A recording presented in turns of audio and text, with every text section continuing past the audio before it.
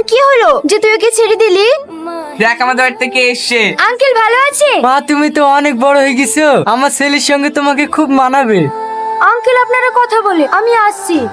সত্যি কি তোর ছেলের সঙ্গে আমার মেয়ের বিয়ে দিবি? সে ছোটবেলা থেকে বিয়ের কথা হয়ে আছে, তুই বিয়ে দিবি কিনা সেটা বল। ওই কথা বলে আমাকে লজ্জা দিসনি ভাই, আজও আমার সেই দিনের কথা মনে আছে। তুই না যখন ওর মার পেটে, টাকার অভাবে আমি চিকিৎসা করতে পারছিলাম না, শুধু তোর নিঃস্বার্থ ভালোবাসায় মা মেয়ে দুজনকে বাড়ি ফিরে আনতে পেরেছি। আর তুই আমার মেয়েটাকে বৌমা হিসেবে চেয়েছিস, আর আমি এইটুকু দিতে পারবো না? আমি জানি আমার বন্ধু আমার কথাই কোনোদিনই না করতে পারবে না। না যখন করতেই পারবো না, তাহলে আবার দেরি কেন? অল্প দিনেই চার হাত এক করে দেওয়া ভালো। অল্প দিনের মধ্যে বিয়ের কাজটা শুরু করে দেবো। একদম। আব্বা, আমি ওই ছেলের সঙ্গে বিয়ে করব না। আমি ইলিয়াসকে ভালোবাসি। কোন ইলিয়াস? ওই সাইকেল সারে না, ওনার ছেলের সঙ্গে।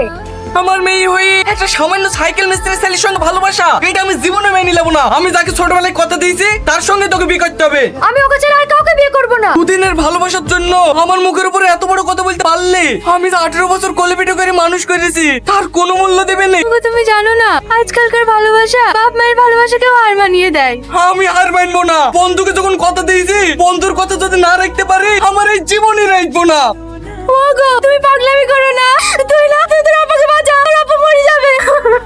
তাহলে তুই এখন বল, আমার ওই জায়গায় কি করেছিল? তুই যেটা করেছি একদম ঠিক করেছি। তোর জায়গায় যদি আমি থাকতাম তাহলে ঠিক এইটাই করতাম।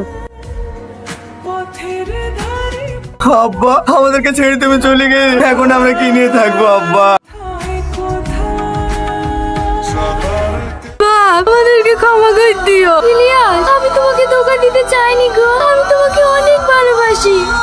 শুধু পরিবারের চাপে আমি তোমার সঙ্গে সম্পর্ক নষ্ট করতে বাধ্য হয়েছি। তুমি আমাকে ক্ষমা করে দিও। এই জন্মে আমাদের মিল হলো না তো কি হয়েছে, কিন্তু পর জন্মে আমরা একসঙ্গে বাঁচবো।